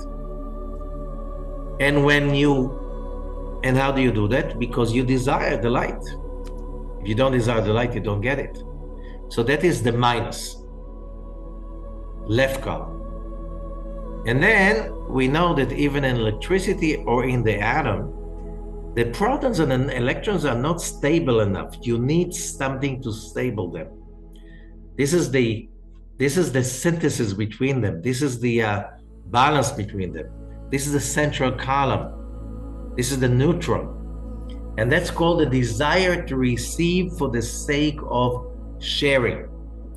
Remember, when you want to receive, just to receive selfishly, by the law of affinity, you cannot. The light is endless giving. So how can you receive selfishly? Only when the desire to receive is for the sake of sharing.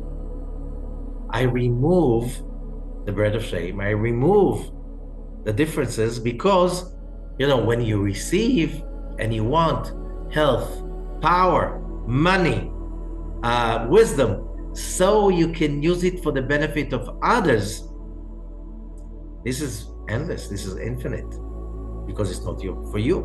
You don't want it to, you don't want it because you want to keep it for yourself. You want it for making other people's life better.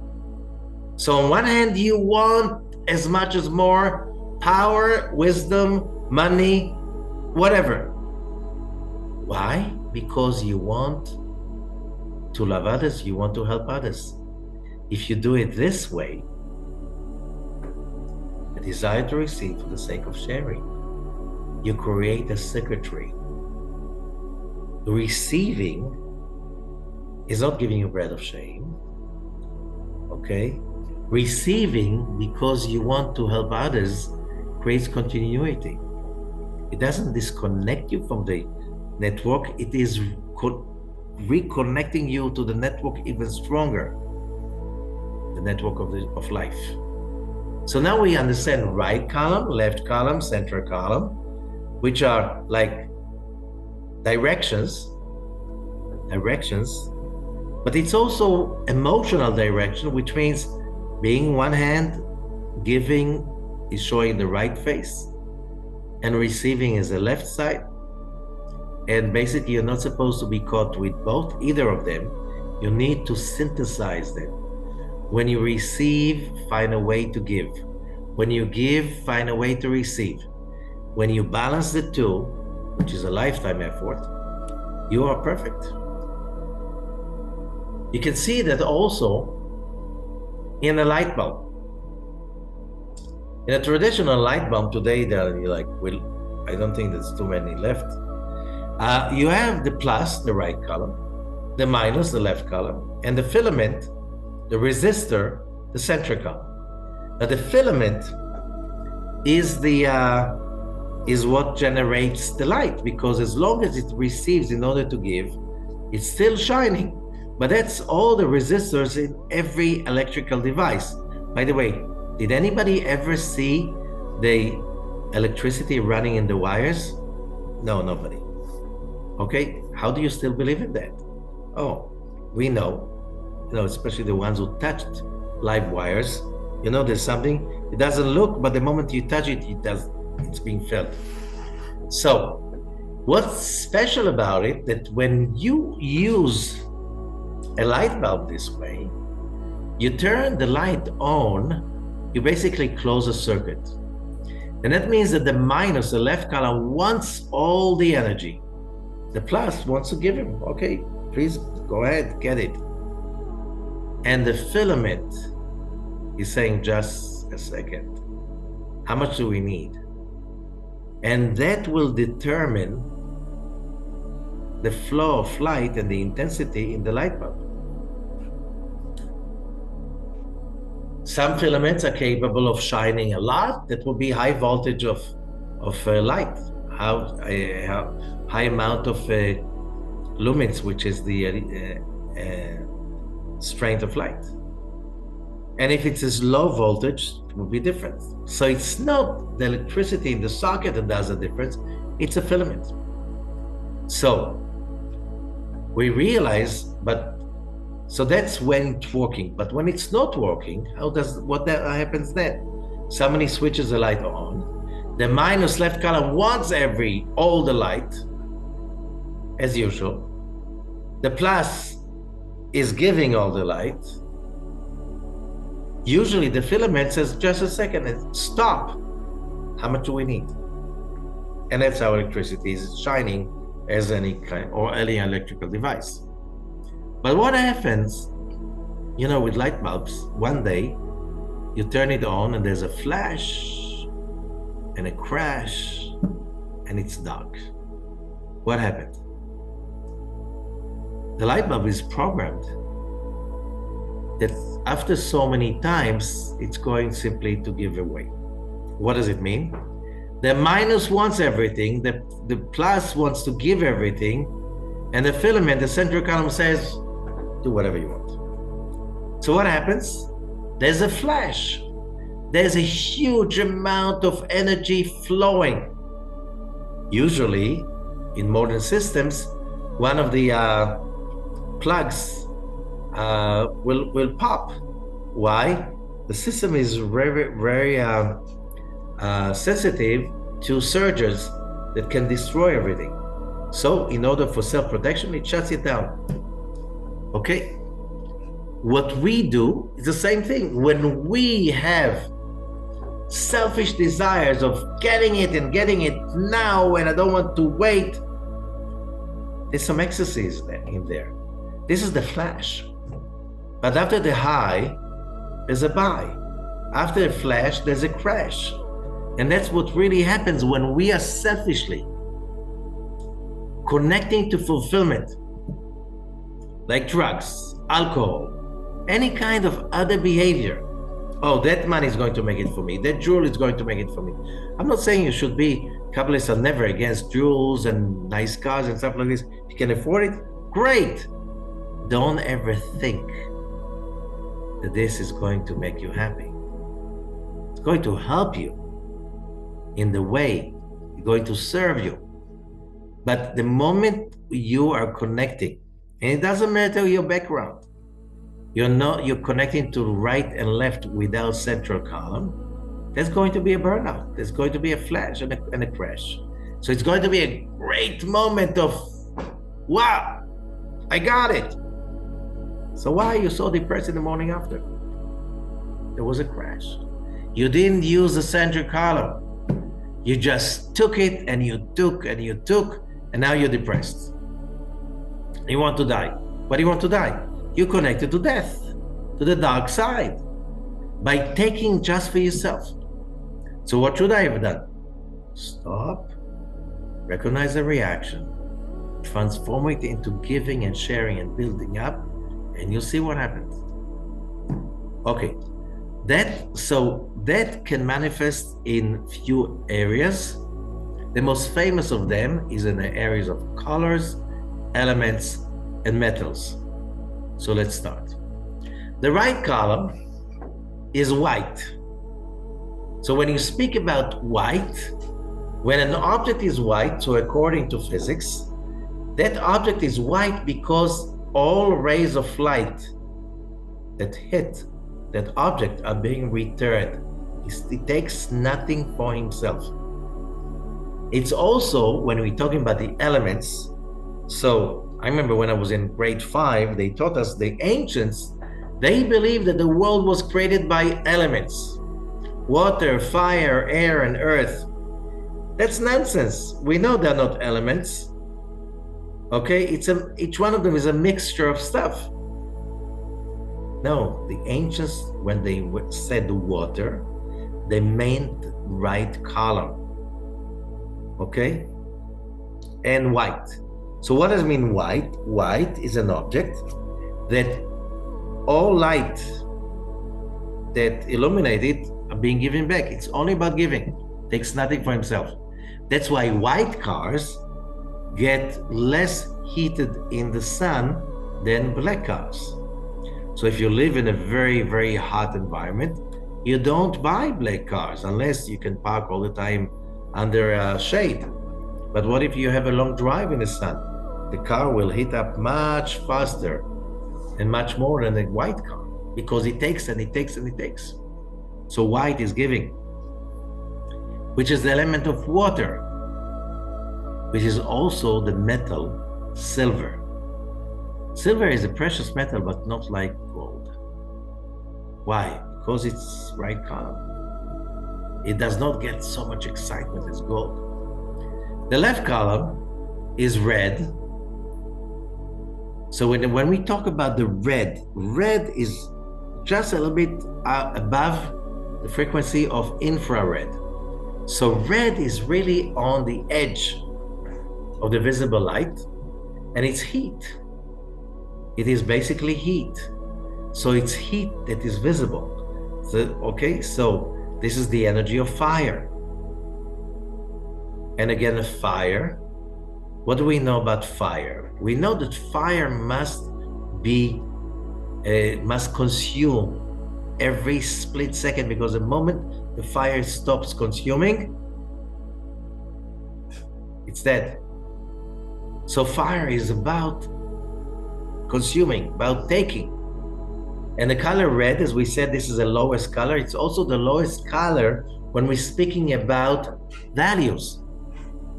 When you say about, oh, your energy is in the red,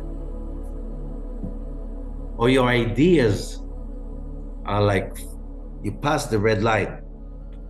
It's all about danger, negativity, selfishness, physical passion. That's about red. So something that is marked red, stay away. And the same with gold. Gold is a precious metal, but it's more precious than silver because it is more energetical. This is left column. The center column will be the color green, which is the middle of the visible spectrum. It is about air, and the metal is copper. What does green mean? Green is the most relaxing color. Also, we know that green is a color of photosynthesis, which means how vegetation balances the earth climate. More CO2, more greenhouse effect, more global warming. Less CO2, less observance of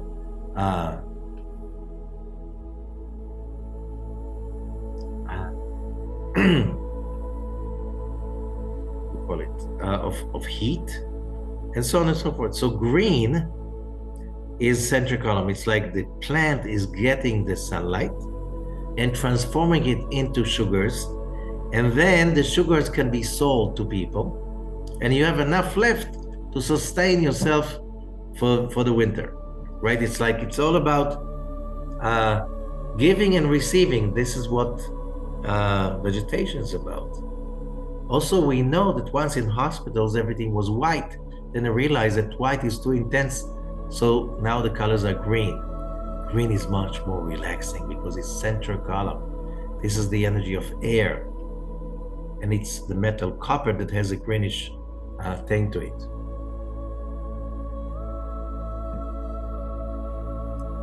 These three manifest in a fourth entity, which is a vessel.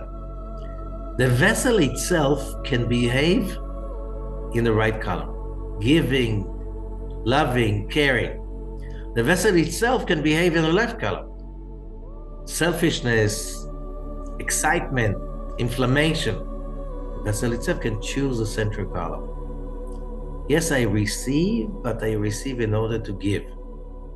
I'm not letting the passion to take over and bear me out. Okay? So what is the vessel that can behave in a right column, a left column, a center column?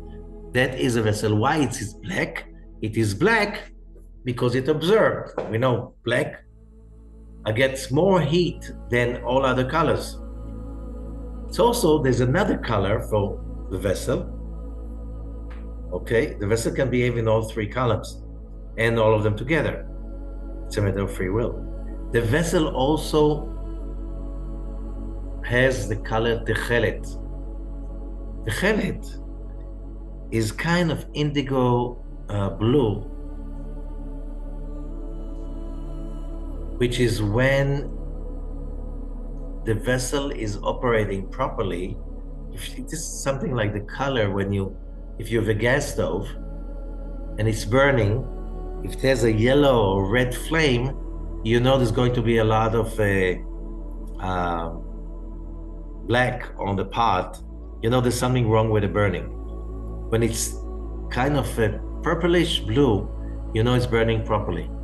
Okay, so this is like when the vessel is fulfilled properly with the light. When a vessel is using the three columns, the result will be the chelet. This bluish color, bluish purple color that shows about the highest frequency. Above that bluish, there's the ultraviolet. It is also the power of the element of earth, which is about receiving, and the metal is iron. Okay, so if silver and gold are really precious metals, copper is important metal. All electrical lines almost are copper. Okay, it's central column, it's delivering. And the earth is the manifestation. Let's see what does that mean. Give you an example, unless somebody has a question before we start. If you can notice, when we're talking about the 4 elements, we're talking also about what? We're talking about zodiac signs. Zodiac signs are divided into 4 groups. Okay, in the 12 signs of the zodiac, 3 are water signs, 3 are fire signs, 3 air signs, and 3 earth signs. Okay, and what does that mean? So we'll see later, because when we're speaking about water, it's a branch, it's a physical thing, but it's a symbol for something higher. So what is right column? Giving. The problem is, if you just give, you become depleted. Okay, so we're talking about just like pure materials. So water is the frequency of giving. It's also emotions. Okay, giving emotionally with warmth.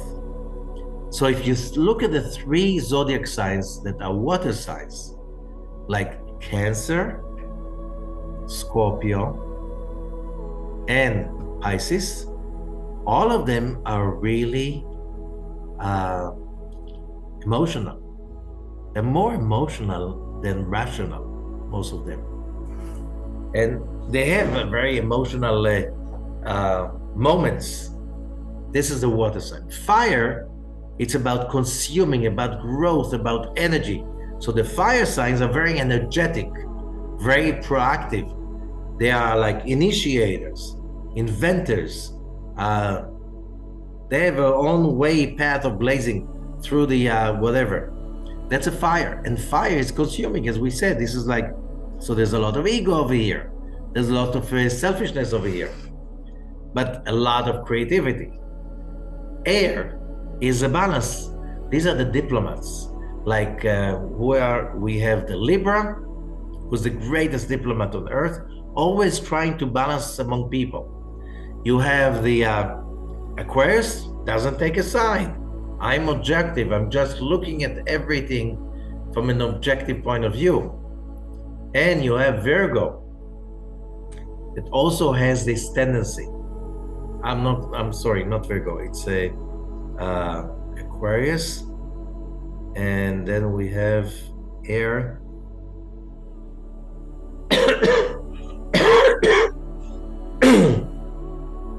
We have Libra, Aquarius, and Gemini.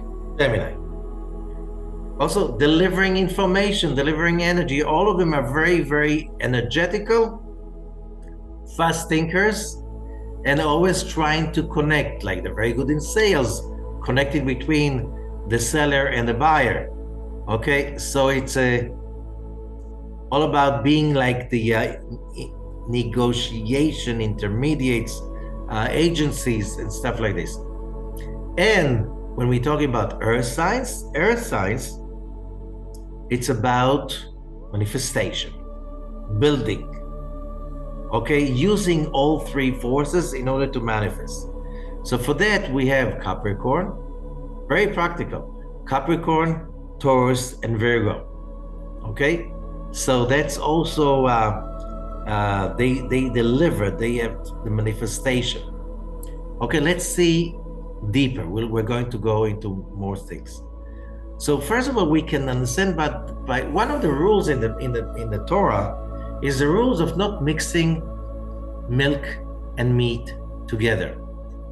So you see that milk is white, meat is red, but it's not just about the colors, because you can have tomatoes with a cup of milk, but it's more. When we're talking about milk and meat, we know that meat is receiving. Just look at the word meat. It's me eat. When a creature eats, it's like for me, and that's it. So when my body, and the body, we know how selfish is the body and the tendencies of the body. But milk is created when the mother gives birth. And it's about sharing. And sharing, allowing someone else eat from your own flesh and blood, this is the highest level of giving. So therefore, the body fluids of a mother are red. But when they come out as milk, it is blue. It's white. It is white. Why? From negative to positive. From receiving to giving. The colors are changing. Also, you get meat from killing animals. That's death, the end of life. You get milk from new life that being born. It's death and life. This is final, the end. You take meat and you leave it outside, it will rot and stink horribly. Milk, if you just leave it outside the fridge, it will start to get sour, but then it will become a yogurt. And if you continue, it will become cheese. Finally, it will become really like moldy, very expensive, precious yellow cheese, hard cheese. So milk continues. Wherever there is life, there's continuity. Whenever there is death, it doesn't linger. That's why meat is so heavy to digest. That's why so many people, the more they be spiritual they become, they have like kind of a tendency to become vegetarian, because the meat is such a burden, it's so dark energy. Of course, if you know how to use it properly, you should eat meat, because there's also spiritual energy into meat, but it's not available always. That's not why not all animals are kosher. Okay, kosher does not mean healthy in Hebrew. Kosher means fit.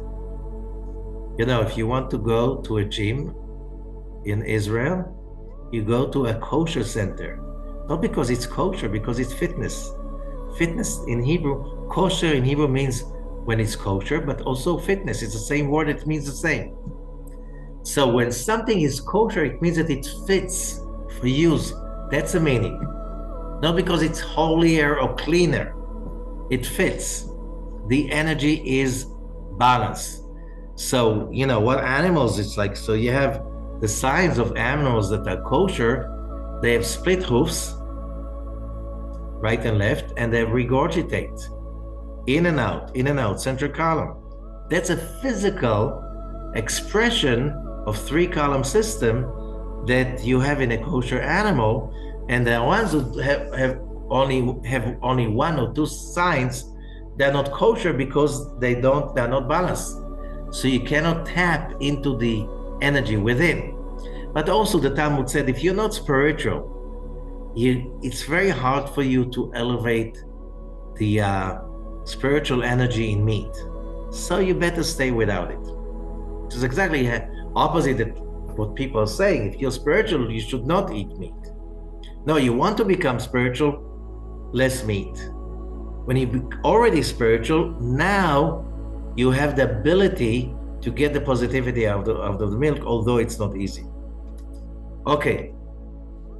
So here we are going to have, before we finish, we're going to use what we learned already in order to analyze the emotions that prevent us from becoming a creator. Okay?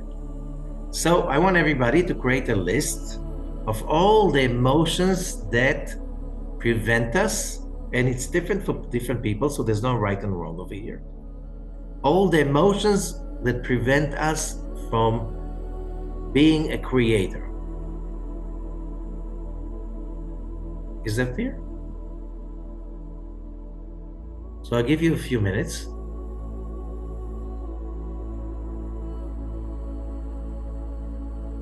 Okay, so now you can continue making the list in your free time. You should, you can keep that list and develop it.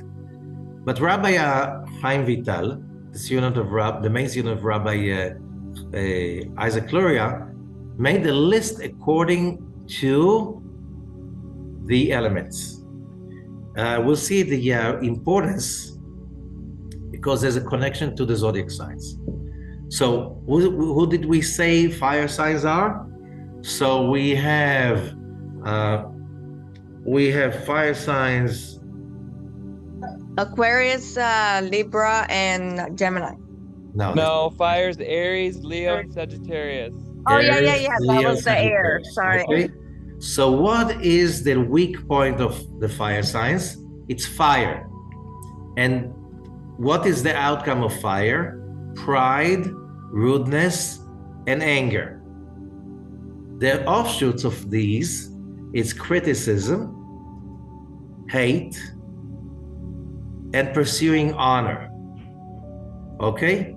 These are the weak points that usually fire signs must focus first on because that's their Achilles heel. This is the place they are, and remember, we don't have somebody who's only fire sign, thank God. Okay, we have a rising sign. It's very simplistic, but just getting the idea, all of us have inside us all 4 elements, okay? All of us have inside us all 12 zodiac signs, however, in different intensities. So some people, the rudeness, the pride, the anger are more dominant and therefore also hate, pursuing honor, and criticism. These are it's like this is the fake me. All of these emotions, if you find, and sometimes you are water sign, but you have times in your life that these are very dominant in your life. Okay, is when we speak about being proactive, which means about being a creator, is first realize what are the forces that are right now disturbing me. Okay, the enemy is not others, the enemy is those forces. So when we're talking about fire, this is the tikkun, this is what you have to work on. When we're talking about air, the silliness, which means lack of seriousness, making everything, so what do you think, it's not, and from that, there are few outcomes. Flattery, which means you don't care, so you don't have a word behind you, you don't have your own honor, you don't really respect the truth. Lying, bad-mouthing, and boasting. All of these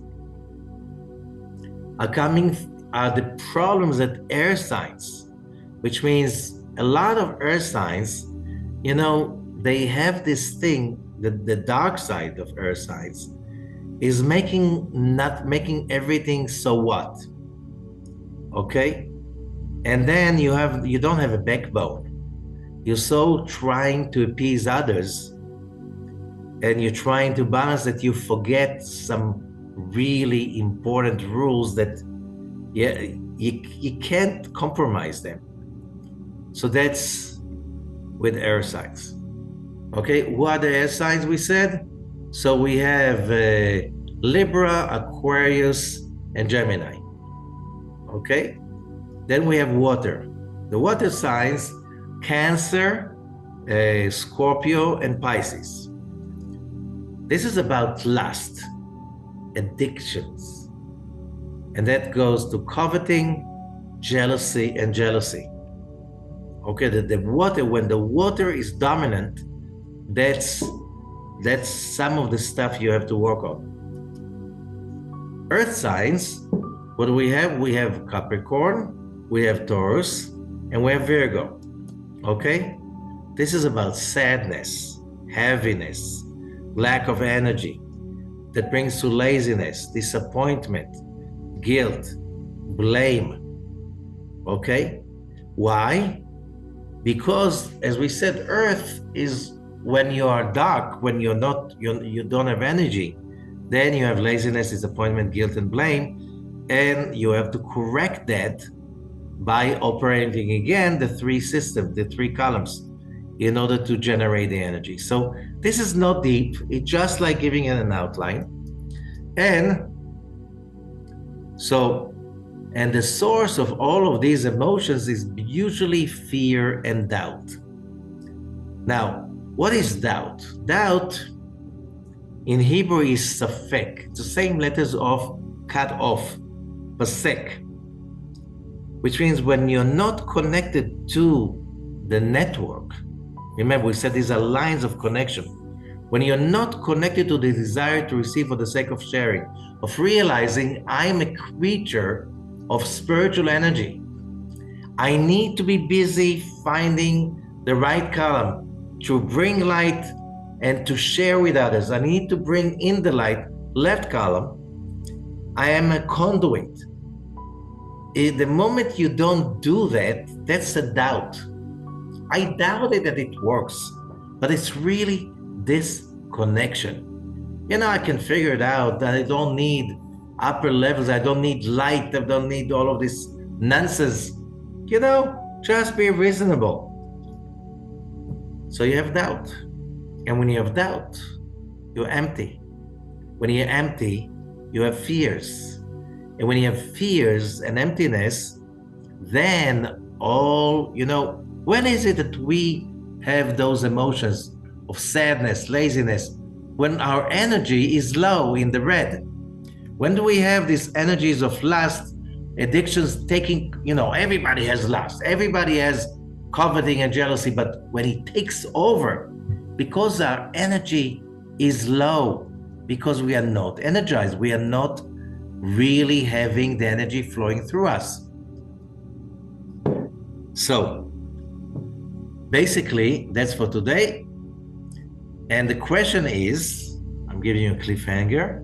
So now let's say we understand logically, emotionally, all of that stuff. But the moment comes, and I have to stop the negativity, to stop the emotion, bring in the light, and I have no idea how to bring in the light in. So I have no idea how to overcome. I don't have any idea. I'm staying under the stop sign. I'm stuck, and it's illegal to park under a stop sign. Okay?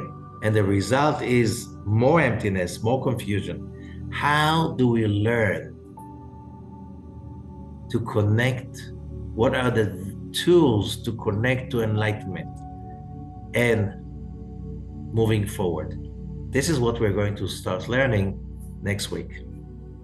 Thank you very much. Unless there are questions. Not really, but thank you. I can't wait for next week class. Okay, everybody.